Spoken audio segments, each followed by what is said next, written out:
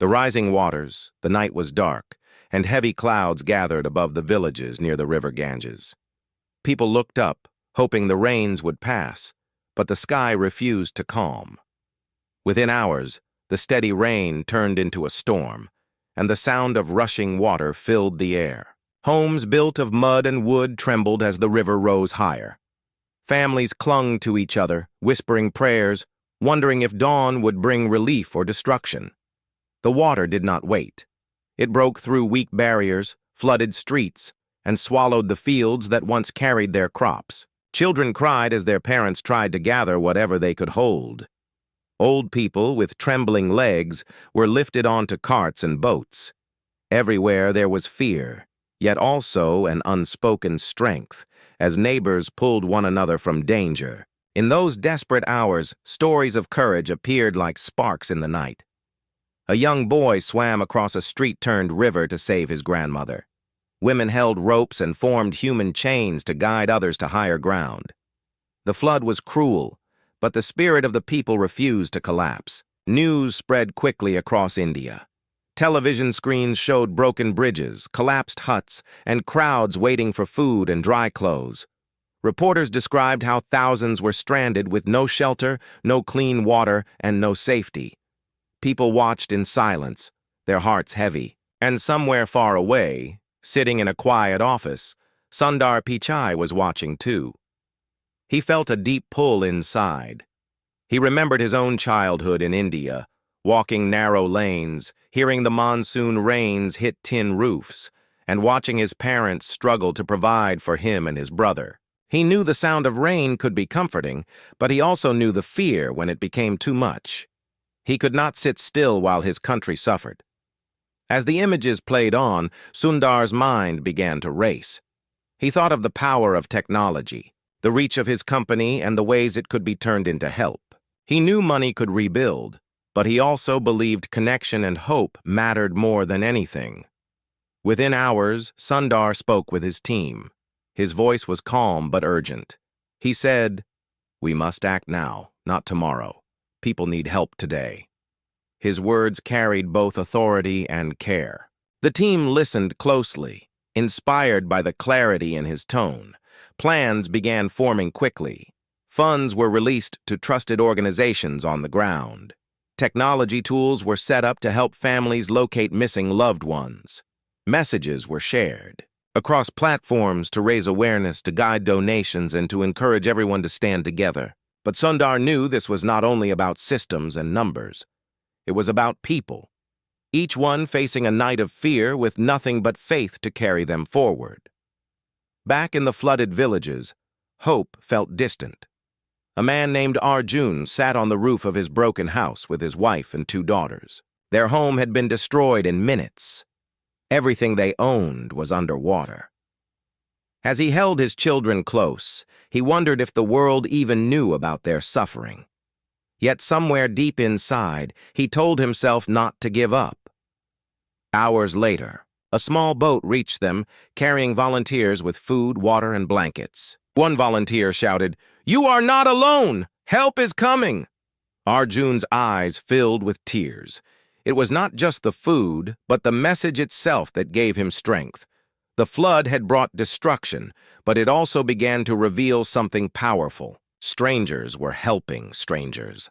Distant voices were rising together. A movement of kindness had started to grow. And behind much of it was the quiet determination of Sundar Pichai, who believed that no act of care was too small when lives were at stake. As the rain slowed and the night turned into dawn, the villages looked broken, but the people inside them carried new fire in their hearts. They did not know yet how much help would come, or how far the world would go to stand with them. They only knew this: someone, somewhere, had chosen not to turn away. This was only the beginning of a story that would touch millions, a story where resilience, humility, and kindness would rise higher than the floodwaters themselves. Voices of hope. The morning after the storm was strangely quiet.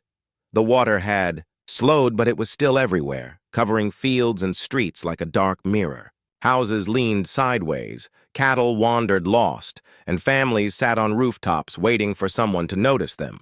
Silence filled the air, broken only by the distant sound of rescue boats moving slowly through what used to be busy markets. In one village, an old teacher named Ravi sat on the school roof with 20 children huddled around him. He tried to keep them calm, telling stories from the ancient epics, reminding them that even in times of trial, courage would always shine brighter than fear. His voice trembled at times, but the children listened with wide eyes. They were hungry, they were cold, yet they felt safer because someone cared enough to guide their hearts through the storm. Far away, Sundar Pichai was awake early, scrolling through updates sent by volunteers. The numbers were heavy, thousands missing, entire communities cut off, and urgent calls for supplies.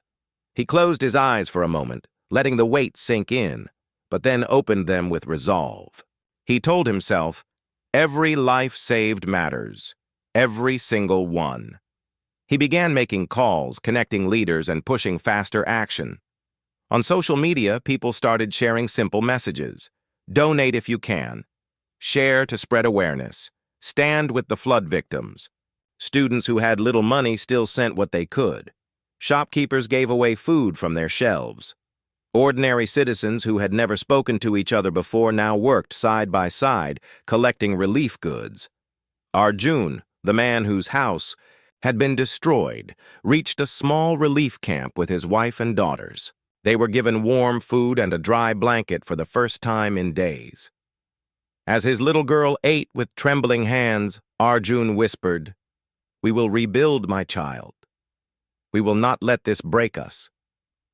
But in his heart, he wondered how.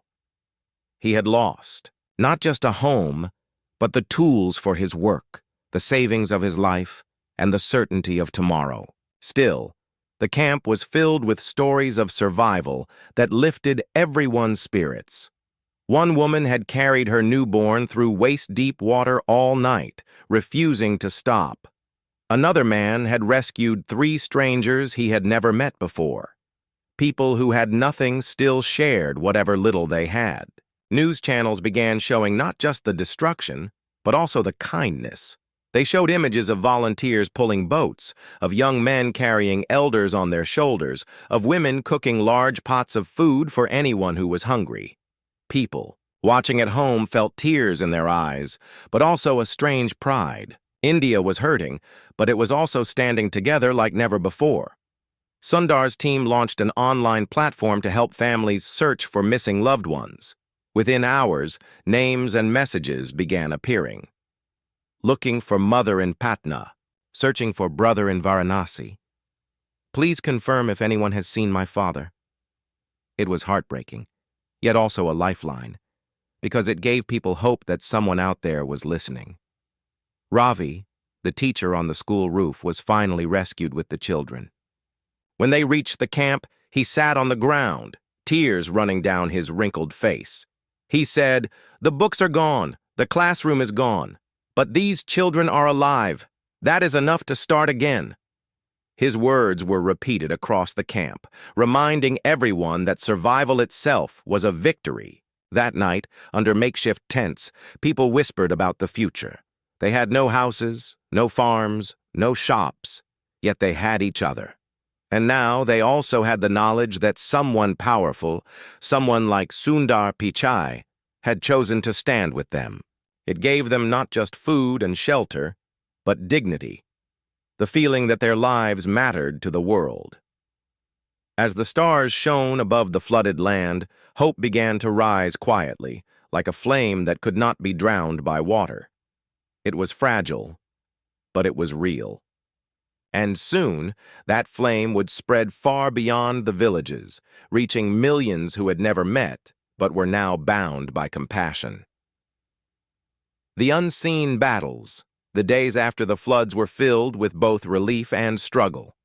In every camp, people found food and shelter, but they also carried invisible wounds, fear, loss, and uncertainty that weighed heavily on their hearts.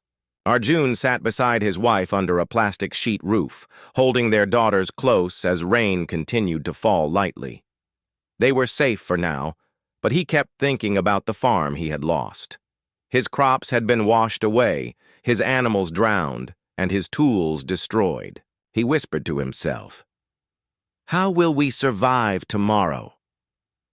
Yet he forced a smile for his children, because he knew their hope depended on his strength. In another corner of the camp, Ravi, the old teacher, tried to gather children every morning. He made them sit in a circle and told them stories, sang songs, and even drew letters on the ground using sticks. He knew their young minds needed more than food. They needed to feel normal, to believe that life would continue beyond the flood. But outside the camps, danger was still strong. Roads were broken, bridges collapsed, and villages remained cut off. Snakes and disease spread through the dirty water. Doctors warned of infections, and volunteers worked day and night to distribute medicines. In Delhi, Sundar Pichai followed every update. He was proud to see people uniting, but he also saw the deeper crisis, the fear that would last long after the water dried. He spoke to his team again. "We cannot stop at just saving lives. We must help people rebuild their dignity, their hope, their future." He decided to increase support. More funds were sent for medical care, more technology tools were released to map safe routes for rescue, and messages in multiple Indian languages were broadcast to guide people. Sundar believed that no barrier, of distance or language, should block help. One evening in the camp, a young girl named Meera stood up before the crowd. Her family had lost everything, but she had found her younger brother after days of searching through the online platform created by Sundar's team. With tears in her eyes, she said, "I thought I had lost him forever, but someone cared enough to build a way for us to meet again. Now I believe miracles are real." Her words spread through the camp like light, reminding everyone that small acts of care could change entire lives. Still, not all hearts were at peace. Some people grew angry, feeling forgotten, because rescue had not reached them yet. At one camp, voices rose in frustration. "We need clean water, not promises." One man shouted. "Our children are sick, and no doctor has come," cried another. Their pain was real, their anger sharp. Volunteers tried to calm them, but it showed that kindness alone was not enough. Speed and action were needed every moment. Sundar heard about the rising anger, and instead of ignoring it, he took it seriously. He told his team, "Pain speaks, louder than gratitude. We must listen to it. We must respond faster." He arranged for special mobile medical vans to be sent, carrying doctors and nurses into the hardest-hit areas. When the vans arrived, people at first doubted. But soon children were treated, elders received medicine, and mothers were given food for their babies. Slowly, the voices of anger softened into voices of relief. Arjun, watching all this, felt something shift inside him. He had thought the world would forget them once the floodwater began to fall. But now he realized there were people fighting for them every day. Even people far away who had never seen their villages. That night, as the camp grew quiet under the dim glow of lanterns, Arjun told his daughters a new story. He said, "Once, there was a flood that tried to break us, but instead, it showed us the strength of kindness. And because of that kindness, we will rise again." His daughters listened with sleepy eyes, holding his hands tightly. The flood had taken homes, farms, and dreams, but it had also revealed a truth. When people stand together, no water is strong enough to drown their spirit. And though the struggle was far from over, something powerful had already begun. The belief that even in their darkest moment, they were not alone. The road to rebuilding, the floodwater had finally started to retreat, leaving behind a land scarred and broken. What was once green fields had turned into layers of mud. Homes were reduced to piles of wood and stone, and shops that once carried food now stood empty with rusted shutters. People walked barefoot across cracked earth, searching for pieces of their old lives. Arjun looked at the remains of his house. Only the foundation was visible, the rest carried away by the water. He picked up a small clay pot buried in the mud. It was the only thing left untouched. Holding it close, he felt both sorrow and determination. His wife stood beside him and whispered, "We can start again, as long as we are together." But in her voice, there was also fear, because starting again seemed like an impossible mountain. In many villages, arguments began to rise. People debated who would get aid first, whose house should be rebuilt, and which road should be repaired. Frustration grew as days passed without enough supplies. The flood had united people during danger, but now survival turned into competition. In one camp, a fight broke out when food was distributed. Two men argued loudly, each claiming his family had suffered more. The crowd grew restless until an old woman stepped forward. Her face was wrinkled, her clothes torn, but her voice was steady. She said, "Stop fighting. We survived the water by holding each other. If we fight now, the flood wins." Silence followed her words, and slowly, the men lowered their voices. Far away, Sundar Pichai watched reports about these tensions. He knew that survival was only the first step, and that the harder step was rebuilding trust, hope, and stability. He called his team again and said, "We must not only give money, we must give direction. People need a path forward." He launched a program where technology connected local leaders, volunteers, and villagers. Maps were created to show which areas needed rebuilding first. Digital tools allowed people to register their needs: houses, medicine, schools, or roads. Sundar wanted every voice to be heard, not just the loudest. Back in the village, Ravi the teacher returned to the ruins of his school. The blackboard was cracked, the books gone, and only the broken walls stood. He placed his hand on the wall and whispered, "We will teach again." Children stood behind him, waiting for his words. With no building, he began lessons under a large tree. He told the children, "Knowledge does not drown, it floats." His message spread hope among families, showing them that rebuilding was not only about walls, but about spirit. Yet challenges grew harder. Diseases spread as stagnant water filled wells.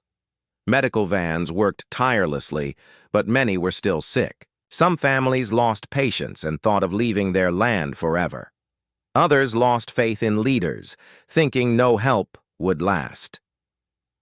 Arjun felt the weight of these doubts too.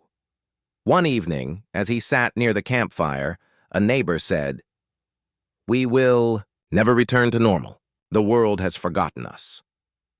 Arjun stayed quiet, but deep inside he wondered if that was true. The next morning, a group of young volunteers arrived with unexpected supplies: school kits for children, seed packets for farmers, and small loans for shopkeepers to restart businesses. The energy in the camp shifted instantly. Mothers smiled as their children held notebooks again. Farmers clutched the seeds like treasure. Small acts of kindness became sparks of hope in the ashes of despair. When Arjun received a small packet of seeds, he stared at it for a long time. It was not enough to rebuild a whole farm, but it was a beginning. He turned to his daughters and said, "This is life in our hands. If we plant it, tomorrow will return." His voice carried strength again, and his wife's eyes filled with tears of quiet relief. Sundar's initiatives were not solving everything, but they were showing people that change was possible. Each step, no matter how small, reminded them that their lives were valued. As night came, the village still smelled of mud and loss, but above it rose voices of resilience: children laughing under lanterns, neighbors sharing food, and families planting seeds of tomorrow. The flood had tested their bodies, but now the real battle was testing their hearts. And slowly, the hearts were learning to rise again. The fragile flame, the early signs of rebuilding had brought smiles, but smiles built on pain are fragile. It did not take long for new troubles to rise. Arjun woke one morning to see the seeds he had planted already sprouting in the mud. He knelt down and touched the green shoots gently, whispering, "You are our tomorrow." For the first time since the flood, his heart felt lighter. But later that same day, a heavy rumor spread across the camp. People whispered that funds sent for rebuilding had been stolen by local officials. Anger moved through the crowd like fire. Men and women gathered, shouting, "Where is the money? Why are we still starving? Why are our homes still broken?" Frustration turned into suspicion, and suspicion turned into fights. One man pointed at a village leader and screamed, "You ate our future!" Others joined, throwing stones at his hut. Fear returned to the camp. Families who had started to believe in kindness now felt betrayed. Children cried as voices of rage filled the night. Arjun's wife clutched his arm and said, "If this is true, then we are finished." But Arjun shook his head, saying, "Truth will rise. Kindness will not be stolen." Far away, Sundar Pichai received the reports. He read about the anger, the broken trust, and the cries of betrayal. He sat quietly for a while, his face heavy with thought. Then he spoke to his team with firm resolve. Corruption can destroy faster than floods. We must bring transparency or hope will die. Within days, Sundar's team set up a new system where every rupee donated could be tracked by the public. People could see exactly where money went, whether it bought food, medicine, or materials for rebuilding. Volunteers explained this system in simple language, showing villagers on phones and screens how their future was protected. The first night after the system was introduced, people gathered to see the numbers. They were surprised to see details. 500 blankets sent here, 200 families given food, medicine delivered today. Slowly, suspicion began to melt. People realized not everyone was corrupt and that true help was still reaching them. But the shadow of betrayal left scars. Trust was shaken, and many still feared that good promises might vanish tomorrow. Arjun felt this conflict deeply. When he held the small sprout in his hand, he thought, "This plant can grow only if the soil is safe, so too with hope." In the middle of this storm of doubt, an unexpected story spread through the villages. Ravi, the teacher who had lost his school, had refused to take extra aid for himself. Instead, he gave his share of supplies to a family with more children. When people asked him why, he said, "A teacher's duty is to protect the future, not just his own." His words cut through anger like sunlight through clouds. One evening, as the campfire glowed, Meera, the young girl who had once spoken about finding her brother, stood before the crowd again. She said, "Floods tried to drown us. Lies tried to divide us. But if we let kindness lead, nothing can defeat us." Her voice was steady, her eyes bright, and for the first time in days, people clapped instead of shouted. Arjun looked around and saw something shifting. Yes, they had been betrayed, but they also had voices of honesty among them. He realized that the flame of hope was fragile, but not broken. And sometimes it shines brightest after almost being lost. That night, he held his daughters close and whispered, "We will fall, but we will rise again." Because every time kindness is tested, it grows stronger. The camp grew quiet, but inside every heart, a new determination began to grow. The flood had taken their homes, and corruption had shaken their trust, but resilience was still alive. It was fragile, yes, but it refused to die. The turning tide, the days after the anger had cooled, were quiet, but it was the silence of exhaustion, not peace. People were tired of fighting, tired of waiting, tired of hoping. They had seen floods destroy their land, and then rumors of corruption nearly destroyed their trust. Hearts were heavy, and though food and medicine continued to arrive, many wondered if life would ever truly return to what it once was. Arjun walked to the field where his small plants had begun to grow. Each sprout was delicate, trembling in the wind, yet still alive. He knelt down and thought, if these tiny shoots can rise from mud, why can't we? But even as he tried to believe, doubt whispered inside him. In the camp, Ravi the teacher continued his lessons under the tree. Children sat on the ground, drawing letters in the dirt, repeating poems and laughing in between. Villagers often stopped to watch, some smiling, some wiping their eyes. One man said softly, "If the children can still laugh, maybe we can too." But trouble returned in another form. A new storm was reported in the skies, threatening more rain. The villagers feared the waters would rise again before they had even rebuilt their homes. Panic spread like fire. People began packing whatever little they had, preparing to run once more. Sundar Pichai received this news quickly. He knew another disaster would crush the fragile spirit of the survivors. Instead of waiting, he made a bold decision. He arranged for large emergency shelters to be built rapidly in the highest parts of the region. Helicopters were sent with supplies, and drones mapped safe evacuation routes. He even recorded a message in simple Hindi, broadcast to the villages. "You are not alone. We are with you. Together, we will endure." When the message reached the camps, people listened with surprise. Many had never imagined a leader of global technology speaking directly to them, in their own language, about their lives. For the first time, they felt not just rescued, but respected. The storm did come, but this time, people were ready. Families moved to shelters, carrying their children and elderly safely. Food and blankets were already waiting. The rain poured, hard, but the shelters stood strong.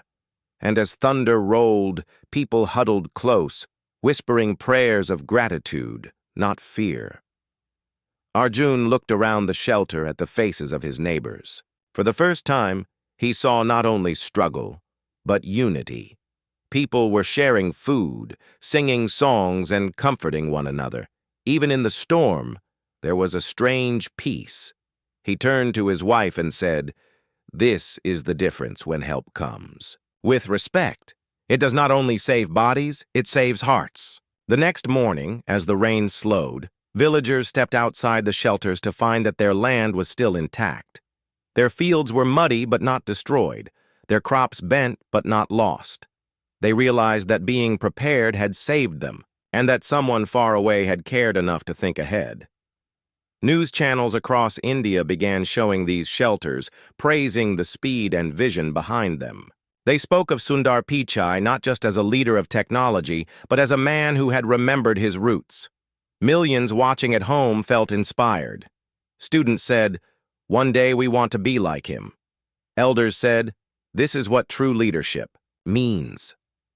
Mira, the young girl whose words had once lifted the camp, stood again before the crowd. She raised her small hand and said, "We feared the water, but now we fear nothing. We are stronger than the storm." Her voice echoed across the camp, and cheers rose around her. Arjun listened, his heart steady for the first time since the flood began. He realized something powerful.